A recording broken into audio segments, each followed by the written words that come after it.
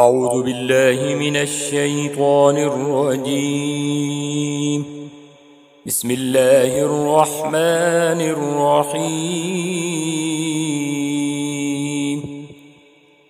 يا أيها الناس اتقوا ربكم الذي خلقكم من نفس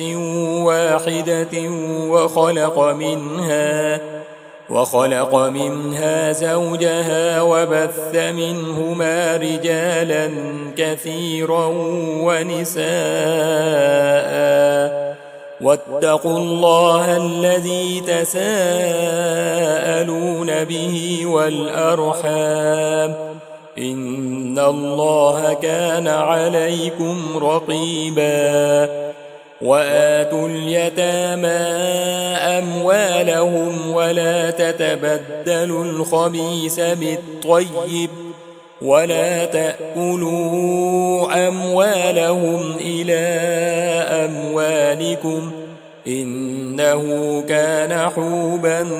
كبيرا.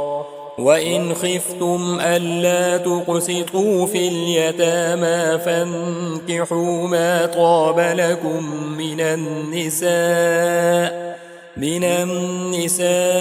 مثنى وثلاث ورباع، فإن خفتم ألا تعدلوا فواحدة أو ما ملكت أيمانكم، ذلك أدنى ألا تعولوا. وآتوا النساء صدقاتهن نحلة، فإن طبن لكم عن شيء منه نفسا فكلوه هنيئا مريئا. ولا تؤتوا السفهاء أموالكم التي جعل الله لكم قياما وارزقوهم فيها واكسوهم وقولوا لهم قولا معروفا. وابتلوا اليتامى حتى إذا بلغوا النكاح، فإن آنستم منهم رشدا فادفعوا إليهم أموالهم ولا تأكلوها إسرافا وبدارا أن يكبروا. ومن كان غنيا فليستعفف، ومن كان فقيرا فليأكل بالمعروف. فإذا دفعتم إليهم أموالهم فأشهدوا عليهم، وكفى بالله حسيبا. للرجال نصيب مما ترك الوالدان والأقربون، وللنساء نصيب مما ترك الوالدان والأقربون مما قل منه أو كثر نصيبا مفروضا. وإذا حضر القسمة أولو القربى واليتامى والمساكين فارزقوهم منه وقولوا لهم قولا معروفا. وليخشى الذين لو تركوا من خلفهم ذرية ضعافا خافوا عليهم فليتقوا الله وليقولوا قولا سديدا. إن الذين يأكلون أموال اليتامى ظلما إنما يأكلون في بطونهم نارا وسيصلون سعيرا. يوصيكم الله في أولادكم للذكر مثل حظ الأنثيين، فإن كن نساء فوق اثنتين فلهن ثلثا ما ترك، وإن كانت واحدة فلها النصف، ولأبويه لكل واحد منهما السدس مما ترك إن كان له ولد، فإن لم يكن له ولد وورثه أبواه فلأمه الثلث، فإن كان له إخوة فلأمه السدس من بعد وصية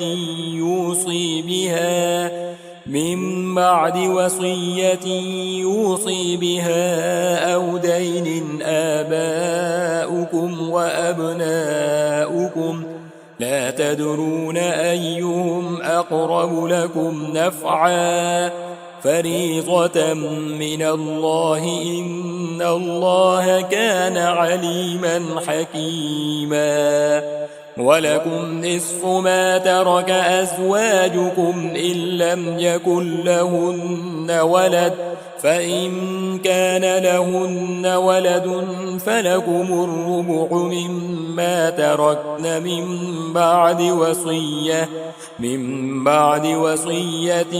يوصين بها أو دين، ولهن الربع مما تركتم إن لم يكن لكم ولد، فإن كان لكم ولد فلهن الثمن مما تركتم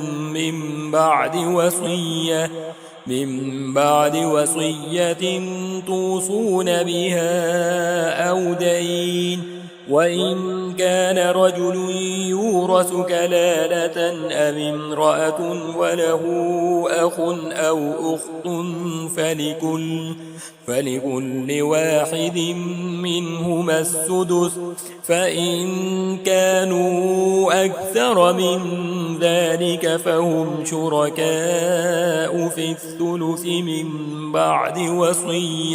من بعد وصية يوصى بها أو دين غير مضار، وصية من الله والله عليم حليم. تلك حدود الله، ومن يطع الله ورسوله يدخله جنات تجري من تحتها الأنهار خالدين فيها، وذلك الفوز العظيم. ومن يعص الله ورسوله ويتعد حدوده يدخله نارا خالدا فيها وله عذاب مهين. واللاتي يأتين الفاحشة من نسائكم فاستشهدوا عليهن أربعة منكم، فإن شهدوا فأمسكوهن في البيوت حتى يتوفاهن الموت أو يجعل الله لهن سبيلا. واللذان يأتيانها منكم فآذوهما، فإن تابا وأصلحا فأعرضوا عنهما، إن الله كان توابا رحيما. إنما التوبة على الله للذين يعملون السوء بجهالة ثم يتوبون من قريب فأولئك يتوب الله عليهم، وكان الله عليما حكيما. وليست التوبة للذين يعملون السيئات حتى إذا حضر أحدهم الموت قال إني تبت الآن،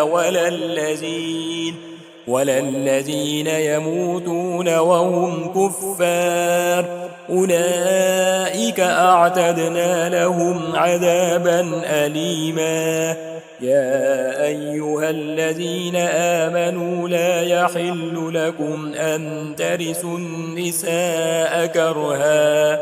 ولا تعضلوهن لتذهبوا ببعض ما آتيتموهن إلا أن يأتين بفاحشة مبينة وعاشروهن بالمعروف فإن كرهتموهن فعسى أن تكرهوا شيئا ويجعل الله فيه خيرا كثيرا وإن أردتم استبدال زوج مكان زوج وآتيتم إحداهن قنطارا فلا تأخذوا منه شيئا أتأخذونه بهتانا وإثما مبينا وكيف تأخذونه وقد أفضى بعضكم إلى بعض وأخذن منكم ميثاقا غليظا ولا تنكحوا ما نكح آباؤكم من النساء إلا ما قد سلف إنه كان فاحشة ومقتا وساء سبيلا حرمت عليكم أمهاتكم وبناتكم وأخواتكم وعماتكم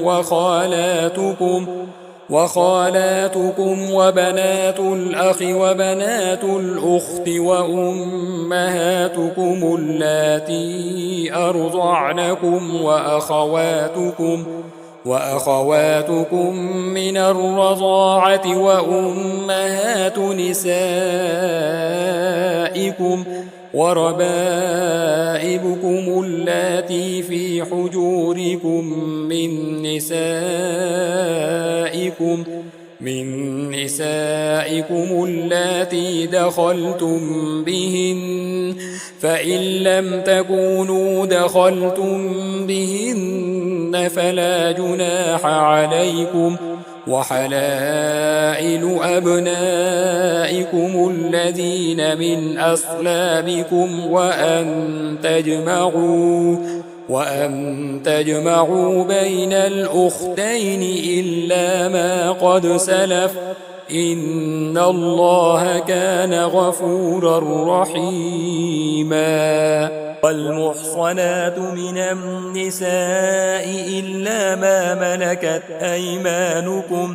كتاب الله عليكم وأحل لكم ما وراء ذلكم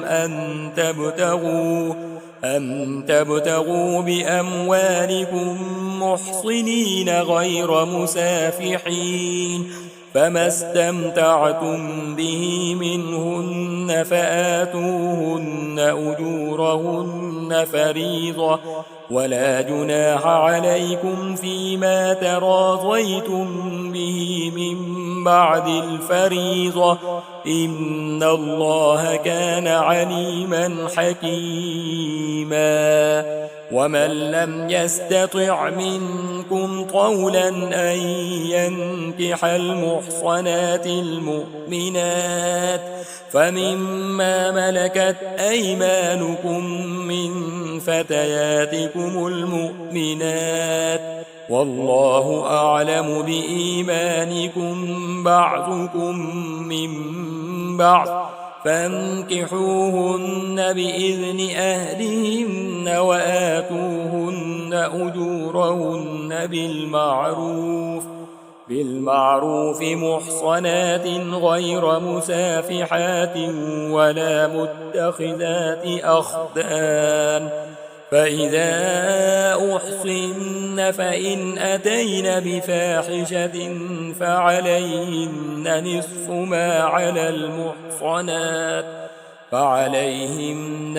ما على المحصنات من العذاب ذلك لمن خشي العنة منكم وأن تصبروا خير لكم والله غفور رحيم يريد الله ليبين لكم ويهديكم سنن الذين من قبلكم ويتوب عليكم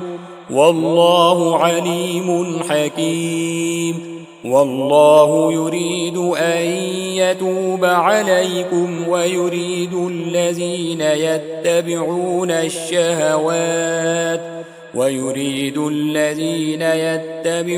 الشهوات أن تميلوا ميلا عظيما. يريد الله أن يخفف عنكم وخلق الإنسان ضعيفا. يا أيها الذين آمنوا لا تأكلوا أموالكم بينكم بالباطل إلا أن تكون تجارة عن تراض منكم ولا تقتلوا أنفسكم إن الله كان بكم رحيما. ومن يفعل ذلك عدوانا وظلما فسوف نصليه نارا وكان ذلك على الله يسيرا. إن تجتنبوا كبائر ما تنهون عنه نكفر عنكم سيئاتكم وندخلكم مدخلا كريما. ولا تتمنوا ما فضل الله به بعضكم على بعض للرجال نصيب مما اكتسبوا وللنساء نصيب مما اكتسبن واسألوا الله من فضله إن الله كان بكل شيء عليما. ولكل جعلنا موالي مما ترك الوالدان والأقربون والذين عقدت أيمانكم فآتوهم نصيبهم إن الله كان على كل شيء شهيدا. الرجال قوامون على النساء بما فضل الله بعضهم على بعض وبما أنفقوا من أموالهم فالصالحات قانتات حافظات للغيب بما حفظ الله واللاتي تخافون نشوزهن فعظوهن واهجروهن في المضاجع واضربوهن فإن أطعنكم فلا تبغوا عليهن سبيلا إن الله كان عليا كبيرا. وإن خفتم شقاق بينهما فابعثوا حكما من أهله وحكما من أهلها إن يريدا إصلاحا يوفق الله بينهما إن الله كان عليما خبيرا. واعبدوا الله ولا تشركوا به شيئا وبالوالدين إحسانا وبذي القربى واليتامى والمساكين والجار ذي القربى والجار الجنب والصاحب بالجنب وابن السبيل وما ملكت أيمانكم إن الله لا يحب من كان مختالا فخورا. الذين يبخلون ويأمرون الناس بالبخل ويكتمون ما آتاهم الله من فضله وأعتدنا للكافرين عذابا مهينا. والذين ينفقون أموالهم رئاء الناس ولا يؤمنون بالله ولا باليوم الآخر ومن يكن الشيطان له قرينا فساء قرينا. وماذا عليهم لو آمنوا بالله واليوم الآخر وأنفقوا مما رزقهم الله وكان الله بهم عليما إن الله لا يظلم مثقال ذرة وإن تك حسنة يضاعفها ويؤت من لدنه أجرا عظيما فكيف إذا جئنا من كل أمة بشهيد وجئنا بك على أولئك شهيدا يومئذ يود الذين كفروا وعصوا الرسول لو تسوى بهم الأرض ولا يكتمون الله حديثا يا أيها الذين آمنوا لا تقربوا الصلاة وأنتم سكارى حتى تعلموا ما تقولون ولا جنبا إلا عابري سبيل حتى تغتسلوا وإن كنتم مرضى أو على سفر أو جاء أحد منكم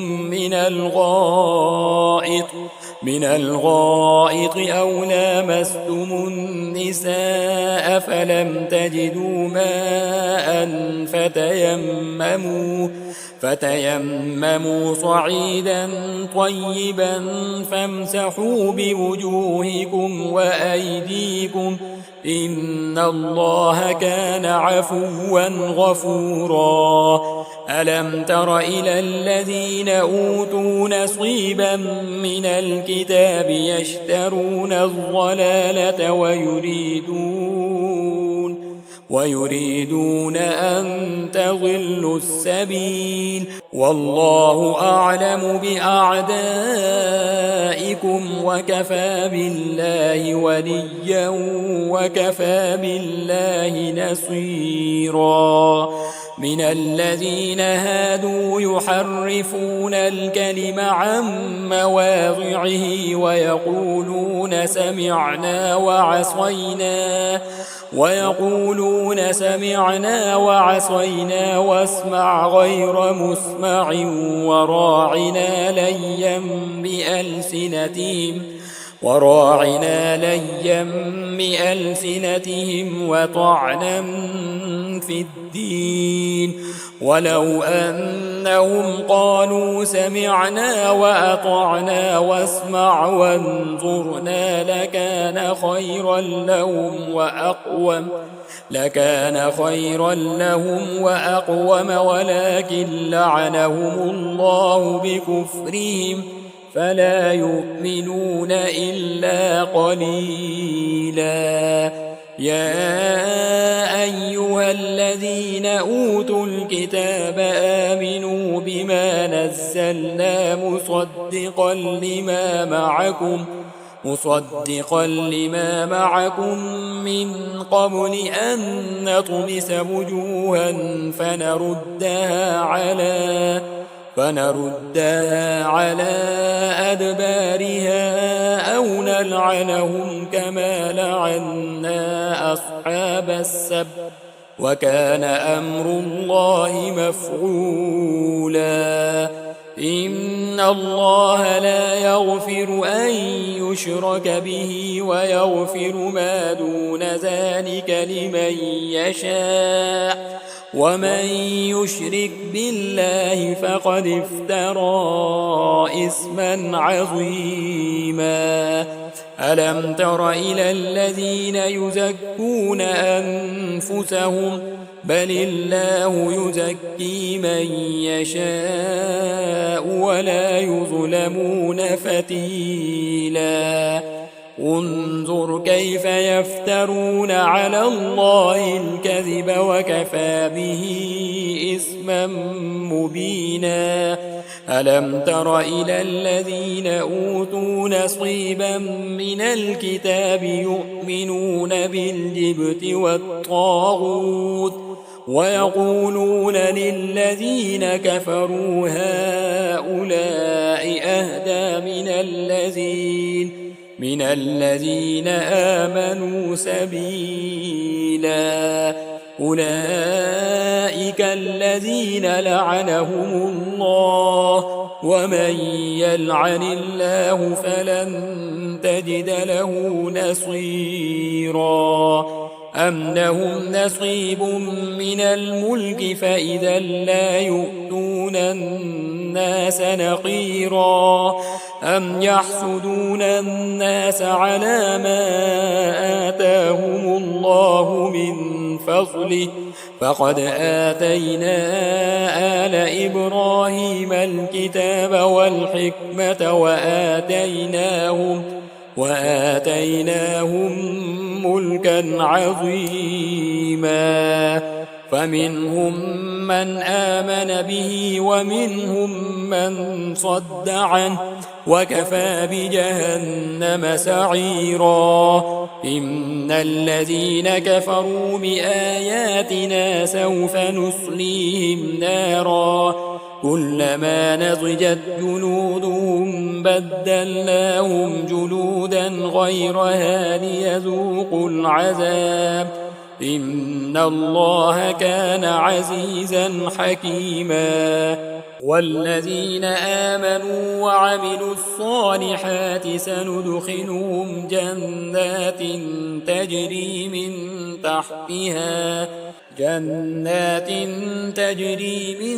تحتها الأنهار خالدين فيها أبدا لهم فيها أزواج مطهرة وندخلهم ظلا ظليلا إن الله يأمركم أن تؤدوا الأمانات إلى أهلها وإذا حكمتم بين الناس أن تحكموا بالعدل إن الله نعما يعظكم به إن الله كان سميعا بصيرا يا أيها الذين آمنوا أطيعوا الله وأطيعوا الرسول وأولي الأمر منكم فإن تنازعتم في شيء فردوه إلى الله والرسول إن كنتم تؤمنون بالله واليوم الآخر ذلك خير وأحسن تأويلا ألم تر إلى الذين يزعمون أنهم آمنوا بما أنزل إليك وما أنزل من قبلك يريدون أن يتحاكموا إلى الطاغوت وقد أمروا أن يكفروا به ويريد الشيطان أن يضلهم ضلالا بعيدا وإذا قيل لهم تعالوا إلى ما أنزل الله وإلى الرسول رأيت المنافقين يصدون عنك صدودا فكيف إذا أصابتهم مصيبة بما قدمت أيديهم ثم جاءوك يحلفون بالله إن أردنا إلا إحسانا وتوفيقا أولئك الذين يعلم الله ما في قلوبهم فأعرض عنهم وعظهم وقل لهم في أنفسهم قولا بليغا وما أرسلنا من رسول إلا ليطاع بإذن الله ولو أنهم إذ ظلموا أنفسهم جاءوك فاستغفروا الله واستغفر لهم الرسول لوجدوا الله توابا رحيما. فلا وربك لا يؤمنون حتى يحكموك فيما شجر بينهم ثم لا يجدوا في أنفسهم حرجا مما قضيت ويسلموا تسليما. ولو أنا كتبنا عليهم أن اقتلوا أنفسكم أم اخرجوا من دياركم ما فعلوه إلا قليل منهم ولو أنهم فعلوا ما يوعظون به لكان خيرا لهم وأشد تثبيتا وإذا لآتيناهم من لدنا أجرا عظيما ولهديناهم صراطا مستقيما. ومن يطع الله والرسول فأولئك مع الذين أنعم الله عليهم من النبيين والصديقين والشهداء والصالحين وحسن أولئك رفيقا. ذلك الفضل من الله وكفى بالله عليما. يا أيها الذين آمنوا خذوا حذركم فانفروا ثبات أم انفروا جميعا وإن منكم لمن ليبطئن فإن أصابتكم مصيبة قال قد أنعم الله علي إذ لم أكن معهم شهيدا ولئن أصابكم فضل من الله ليقولن كأن لم تكن بينكم وبينه مودة يا ليتني كنت معهم فأفوز فوزا عظيما. فليقاتل في سبيل الله الذين يشرون الحياة الدنيا بالآخرة ومن يقاتل في سبيل الله فيقتل أو يغلب فسوف نؤتيه أجرا عظيما. وما لكم لا تقاتلون في سبيل الله والمستضعفين من الرجال والنساء والولدان الذين يقولون ربنا أخرجنا من هذه القرية الظالم أهلها واجعل لنا من لدنك وليا واجعل لنا من لدنك نصيرا. الذين آمنوا يقاتلون في سبيل الله والذين كفروا يقاتلون في سبيل الطاغوت فقاتلوا أولياء الشيطان إن كيد الشيطان كان ضعيفا. ألم تر إلى الذين قيل لهم كفوا أيديكم وأقيموا الصلاة وآتوا الزكاة فلما كتب عليهم القتال إذا فريق منهم يخشون الناس كخشية الله أو أشد خشية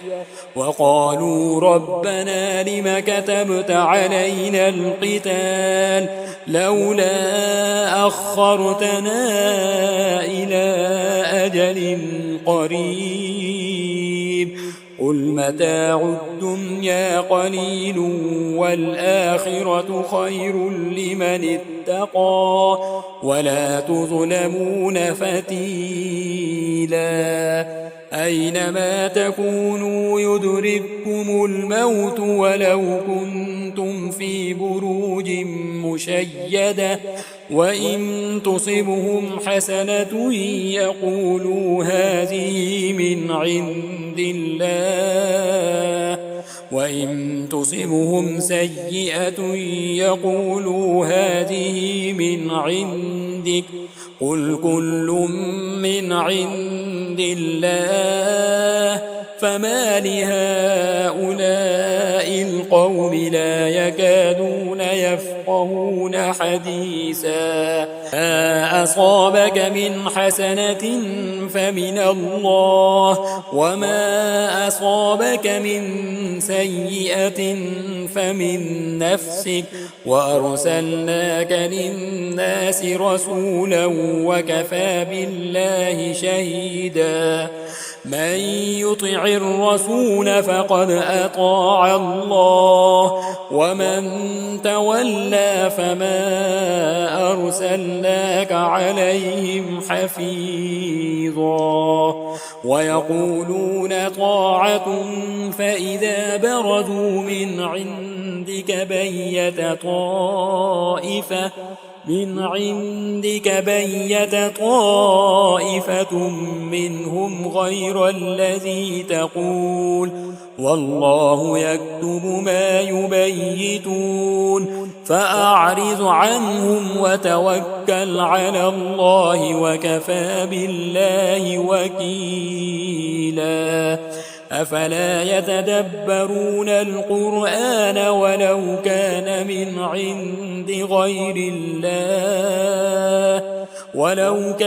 من عند غير الله لوجدوا فيه اختلافا كثيرا وإذا جاءهم أمر من الأمن أو الخوف أذاعوا به ولو ردوه إلى الرسول وإلى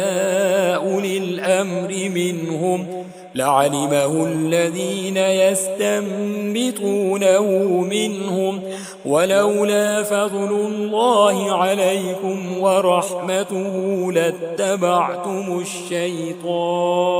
لاتبعتم الشيطان إلا قليلا فقاتل في سبيل الله لا تكلف إلا نفسك وحرض المؤمنين عسى الله أن يكف بأس الذين كفروا والله أشد بأسا وأشد تنكيلا من يشفع شفاعة حسنة يكن له نصيب منها ومن يشفع شفاعة سيئة يكن له كفل منها وكان الله على كل شيء مقيتا وإذا حييتم بتحية فحيوا بأحسن منها أو ردوها إن الله كان على كل شيء حسيبا الله لا إله إلا هو ليجمعنكم إلى يوم القيامة لا ريب فيه ومن أصدق من الله حديثا فما لكم في المنافقين فئتين والله أركسهم بما كسبوا أتريدون أن تهدوا من أضل الله ومن يضلل الله فلن تجد له سبيلا ودوا لو تكفرون كما كفروا فتكونون سواء فلا تتخذوا منهم أولياء حتى يهاجروا في سبيل الله فإن تولوا فخذوهم واقتلوهم حيث وجدتموهم ولا تتخذوا منهم وليا ولا نصيرا إلا الذين يصلون إلى قوم بينكم وبينهم ميثاق أو جاءوكم حسرت صدورهم أن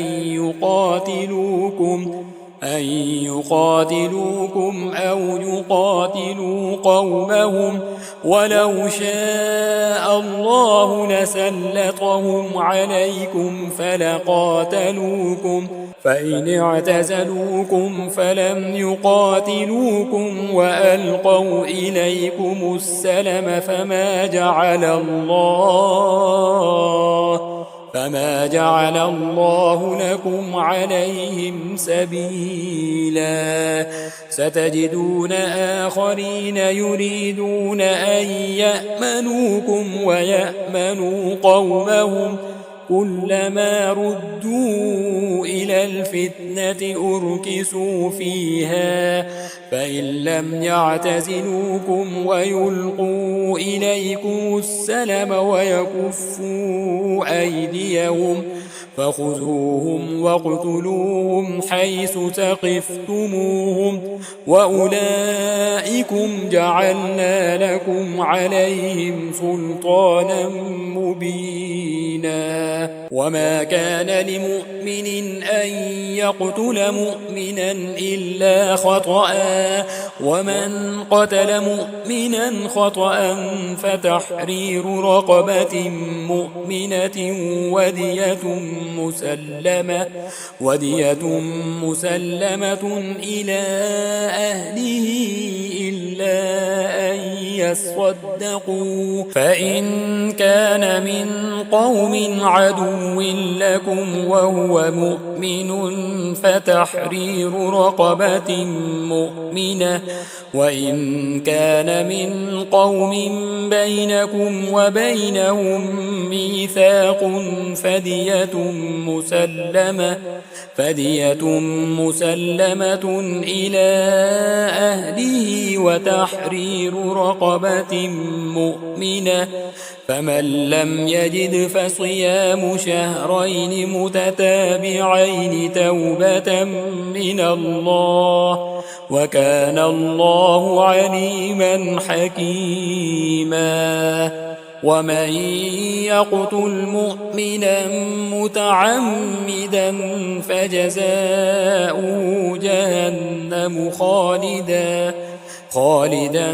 فيها وغضب الله عليه ولعنه وأعد له عذابا عظيما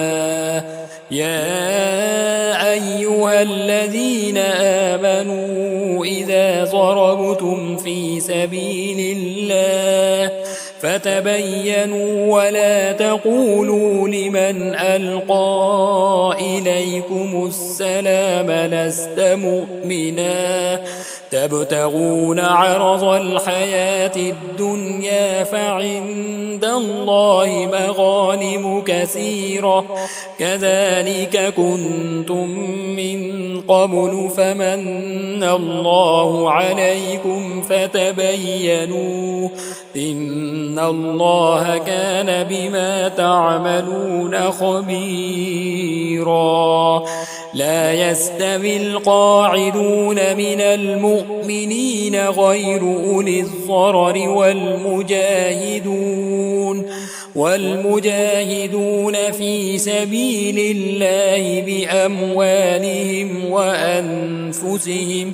فضل الله المجاهدين بأموالهم وأنفسهم على القاعدين درجة وكلا وعد الله الحسنى وفضل الله المجاهدين على القاعدين أجرا عظيما درجات منه ومغفرة ورحمة وكان الله غفورا رحيما إن الذين توفاهم الملائكة ظالمي أنفسهم قالوا فيم كنتم قالوا كنا مستضعفين في الأرض قالوا ألم تكن أرض الله واسعة فتهاجروا فيها فأولئك مأواهم جهنم وساءت مصيرا إلا المستضعفين من الرجال والنساء والولدان لا يستطيعون حيلة ولا يهتدون سبيلا فأولئك عسى الله أن يعفو عنهم وكان الله عفوا غفورا ومن يهاجر في سبيل الله يجد في الأرض مراغما كثيرا وسعة ومن يخرج من بيته مهاجرا إلى الله ورسوله ثم يدركه الموت فقد وقع أجره على الله وكان الله غفورا رحيما وإذا ضربتم في الأرض فليس عليكم جناح أن تقصروا من الصلاة إن خفتم أن يفتنكم الذين كفروا إن الكافرين كانوا لكم عدوا مبينا وإذا كنت فيهم فأقمت لهم الصلاة فلتقم طائفة منهم معك وليأخذوا أسلحتهم فإذا سجدوا فليكونوا من ورائكم ولتأت طائفة أخرى لم يصلوا فليصلوا معك وليأخذوا حذرهم وأسلحتهم ود الذين كفروا لو تغفلون عن أسلحتكم وأمتعتكم فيميلون عليكم ميلة واحدة ولا جناح عليكم إن كان بكم أذى من مطر أو كنتم مرضى أن تضعوا أسلحتكم وخذوا حذركم إن الله أعد للكافرين عذابا مهينا فإذا قضيتم الصلاة فاذكروا الله قياما وقعودا وعلى جنوبكم فإذا اطمأننتم فأقيموا الصلاة إن الصلاة كانت على المؤمنين كتابا موقوتا ولا تهنوا في ابتغاء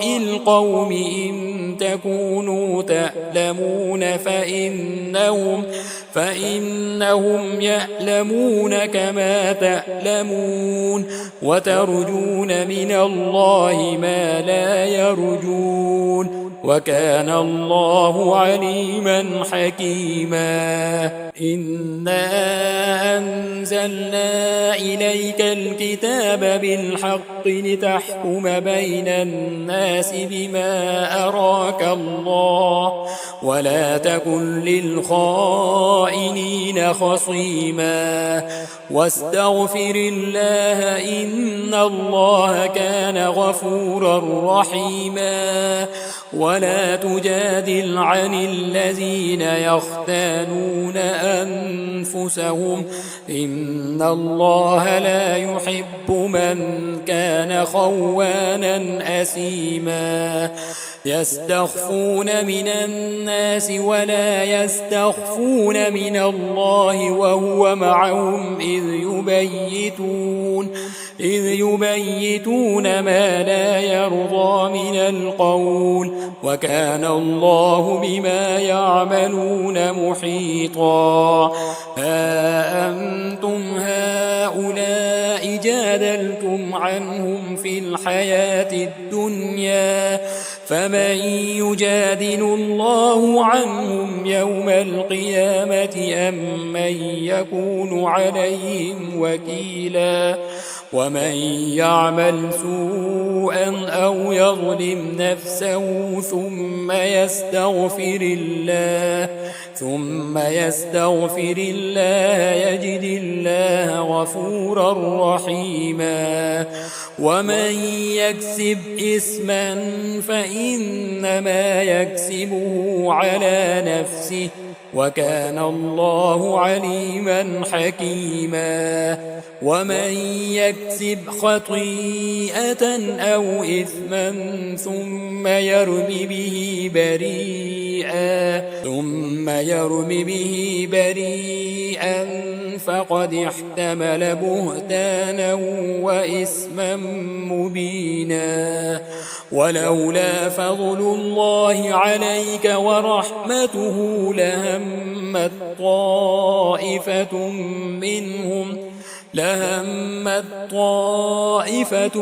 منهم أن يضلوه وما يضلون إلا أنفسهم وما يضرونك من شيء وأنزل الله عليك الكتاب والحكمة وعلمك ما لم تكن تعلم وكان فضل الله عليك عظيما لا خير في كثير من نجواهم إلا من أمر بصدقة أو معروف أو إصلاح بين الناس ومن يفعل ذلك ابتغاء مرضات الله فسوف نؤتيه أجرا عظيما ومن يشاقق الرسول من بعد ما تبين له الهدى ويتبع غير سبيل المؤمنين نوله ما تولى ونصله جهنم وساءت مصيرا إن الله لا يغفر أن يشرك به ويغفر ما دون ذلك لمن يشاء ومن يشرك بالله فقد ضل ضلالا بعيدا إن يدعون من دونه إلا إناثا وإن يدعون إلا شيطانا مريدا لعنه الله وقال لأتخذن من عبادك نصيبا مفروضا ولأضلنهم ولأمنينهم ولآمرنهم فليبتكن آذان الأنعام ولآمرنهم فليغيرن خلق الله ومن يتخذ الشيطان وليا من دون الله فقد خسر خسرانا مبينا يعدهم ويمنيهم وما يعدهم الشيطان إلا غرورا أولئك مأواهم جهنم ولا يجدون عنها محيصا والذين آمنوا وعملوا الصالحات سندخلهم جنات تجري من تحتها الأنهار خالدين فيها أبدا وعد الله حقا ومن أصدق من الله قيلا ليس بأمانيكم ولا أماني أهل الكتاب من يعمل سوءا يجز به ولا يجد له من دون الله وليا ولا نصيرا ومن يعمل من الصالحات من ذكر أو أنثى وهو مؤمن فأولئك يدخلون الجنة ولا يظلمون نقيرا ومن أحسن دينا ممن أسلم وجهه لله وهو محسن واتبع ملة إبراهيم حنيفا واتخذ الله إبراهيم خليلا ولله ما في السماوات وما في الأرض وكان الله بكل شيء محيطا ويستفتونك في النساء قل الله يفتيكم فيهن وما يتلى عليكم في الكتاب في يتامى النساء اللاتي لا تؤتونهن ما كتب لهن وترغبون أن تنكحوهن والمستضعفين من الولدان وأن تقوموا لليتامى بالقسط وما تفعلوا من خير فإن الله كان به عليما وإن امرأة خافت من بعلها نشوزا أو إعراضا فلا جناح عليهما أن يصلحا بينهما صلحا والصلح خير وأحضرت الأنفس الشح وإن تحسنوا وتتقوا فإن الله كان بما تعملون خبيرا ولن تستطيعوا أن تعدلوا بين النساء ولو حرصتم فلا تميلوا كل الميل فتذروها كالمعلقة وإن تصلحوا وتتقوا فإن الله كان غفورا رحيما وإن يتفرقا يغن الله كلا من سعته وكان الله واسعا حكيما ولله ما في السماوات وما في الأرض ولقد وصينا الذين أوتوا الكتاب من قبلكم وإياكم أن اتقوا الله وإن تكفروا فإن لله ما في السماوات وما في الأرض وكان الله غنيا حميدا ولله ما في السماوات وما في الأرض وكفى بالله وكيلا إن يشأ يذهبكم أيها الناس ويأت بآخرين وكان الله على ذلك قديرا من كان يريد ثواب الدنيا فعند الله ثواب الدنيا والآخرة وكان الله سميعا بصيرا يا أيها الذين آمنوا كونوا قوامين بالقسط شهداء لله ولو على أنفسكم أو الوالدين والأقربين إن يكن غنيا أو فقيرا فالله أولى بهما فلا تتبعوا الهوى أن تعدلوا وإن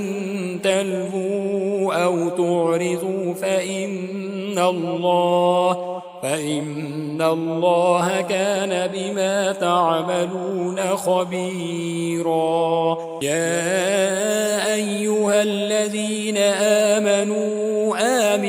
بالله ورسوله والكتاب الذي نزل على رسوله والكتاب الذي أنزل من قبل ومن يكفر بالله وملائكته وكتبه ورسله واليوم الآخر فقد ضل ضلالا بعيدا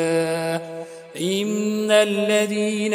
آمنوا ثم كفروا ثم آمنوا ثم كفروا ثم ازدادوا كفرا لم يكن الله ليغفر لهم ولا ليهديهم سبيلا بشر المنافقين بأن لهم عذابا أليما الذين يتخذون الكافرين أولياء من دون المؤمنين أيبتغون عندهم العزة فإن العزة لله جميعا وقد نزل عليكم في الكتاب أن إذا سمعتم آيات الله يكفر بها ويستهزأ بها فلا تقعدوا معهم حتى يخوضوا في حديث غيره إنكم إذا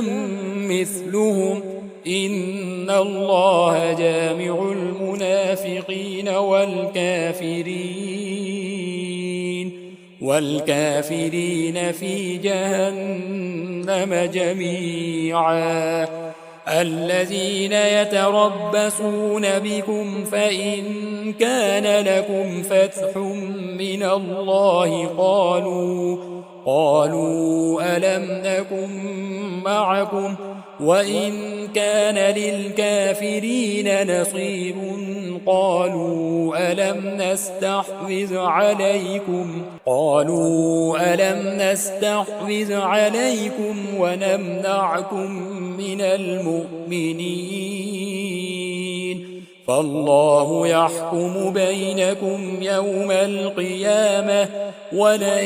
يجعل الله للكافرين على المؤمنين سبيلا إن المنافقين يخادعون الله وهو خادعهم وإذا قاموا إلى الصلاة قاموا كسالى يراءون الناس ولا يذكرون الله إلا قليلا مذبذبين بين ذلك لا إله هؤلاء ولا إله هؤلاء ومن يضلل الله فلن تجد له سبيلا يا أيها الذين آمنوا لا تتخذوا الكافرين أولياء من دون المؤمنين أتريدون أن تجعلوا لله عليكم سلطانا مبينا إن المنافقين في الدرك الأسفل من النار ولن تجد لهم نصيرا إلا الذين تابوا وأصلحوا واعتصموا بالله وأخلصوا دينهم لله فأولئك مع المؤمنين وسوف يؤتي الله المؤمنين أجرا عظيما ما يفعل الله بعذابكم إن شكرتم وآمنتم وكان الله شاكرا عليما لا يحب الله الجهر بالسوء من القول إلا من ظلم وكان الله سميعا عليما إن تبدوا خيرا أو تخفوه أو تعفوا عن سوء فإن الله كان عفوا قديرا إن الذين يكفرون بالله ورسله ويريدون أن يفرقوا بين الله ورسله ويقولون نؤمن ببعض ونكفر ببعض ويريدون أن يتخذوا بين ذلك سبيلا أولئك هم الكافرون حقا وأعتدنا للكافرين عذابا مهينا والذين آمنوا بالله ورسله ولم يفرقوا بين أحد منهم أولئك سوف يؤتيهم أجورهم وكان الله غفورا رحيما يسألك أهل الكتاب أن تنزل عليهم كتابا من السماء فقد سألوا موسى أكبر من ذلك فقالوا أرنا الله جهرة فأخذتهم الصاعقة بظلمهم ثم اتخذوا العجل من بعد ما جاءتهم البينات فعفونا عن ذلك وآتينا موسى سلطانا مبينا ورفعنا فوقهم الطور بميثاقهم وقلنا لهم ادخلوا الباب سجدا وقلنا لهم لا تعدوا في السبت في السبت وأخذنا منهم ميثاقا غليظا فبما نقضهم ميثاقهم وكفرهم بآيات الله وقتلهم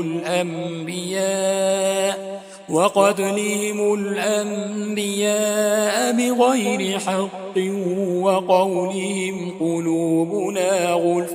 بل طبع الله عليها بكفرهم فلا يؤمنون إلا قليلا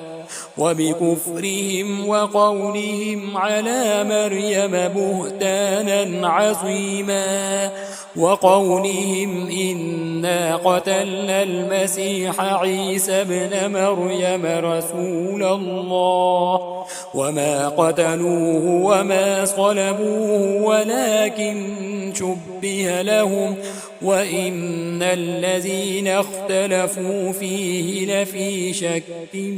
منه ما لهم به من علم إلا اتباع الظن وما قتلوه يقينا بل رفعه الله إليه وكان الله عزيزا حكيما وإن من أهل الكتاب إلا ليؤمنن به قبل موته ويوم القيامة يكون عليهم شهيدا فبظلم من الذين هادوا حرمنا عليهم طيبات أحلت لهم وبصدهم عن سبيل الله كثيرا وأخذهم الربا وقد نهوا عنه وأكلهم أموال الناس بالباطل وأعتدنا للكافرين منهم عذابا أليما لكن الراسخون في العلم منهم والمؤمنون يؤمنون بما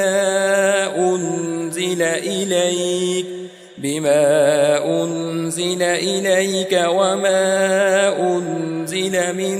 قبلك والمقيمين الصلاة والمؤتون الزكاة والمؤمنون بالله واليوم الآخر أولئك سنؤتيهم أجرا عظيما إنا أوحينا إليك كما أوحينا إلى نوح والنبيين من بعده وأوحينا إلى إبراهيم وإسماعيل وإسحاق ويعقوب والأسباط وعيسى وأيوب ويونس وهارون وسليمان وآتينا داود زبورا ورسلا قد قصصناهم عليك من قبل ورسلا لم نقصصهم عليك وكلم الله موسى تكليما رسلا مبشرين ومنذرين لئلا يكون للناس على الله حجة بعد الرسل وكان الله عزيزا حكيما لكن الله يشهد بما أنزل إليك أنزله بعلمه والملائكة يشهدون وكفى بالله شهيدا إن الذين كفروا وصدوا عن سبيل الله قد ضلوا ضلالا بعيدا إن الذين كفروا وظلموا لم يكن الله ليغفر لهم ولا ليهديهم طريقا إلا طريق جهنم خالدين فيها أبدا وكان ذلك على الله يسيرا يا أيها الناس قد جاءكم الرسول بالحق من ربكم فآمنوا خيرا لكم وإن تكفروا فإن لله ما في السماوات والأرض وكان الله عليما حكيما يا أهل الكتاب لا تغلوا في دينكم ولا تقولوا على الله إلا الحق إنما المسيح عيسى بن مريم رسول الله وكلمته ألقاها إلى مريم وروح منه فآمنوا بالله ورسله ولا تقولوا ثلاثة انتهوا خيرا لكم إنما الله إله واحد سبحانه أن يكون له ولد له ما في السماوات وما في الأرض وكفى بالله وكيلا لن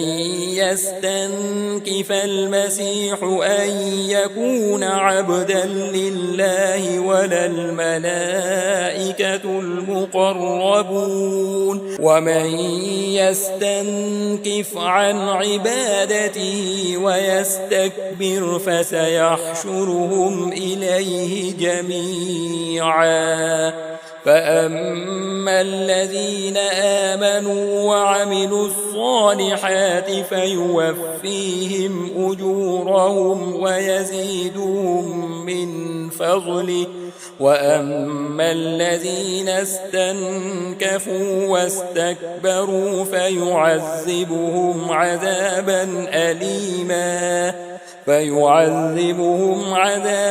أليما ولا يجدون لهم من دون الله وليا ولا نصيرا يا أيها الناس قد جاءكم برهان من ربكم وأنزلنا إليكم نورا مبينا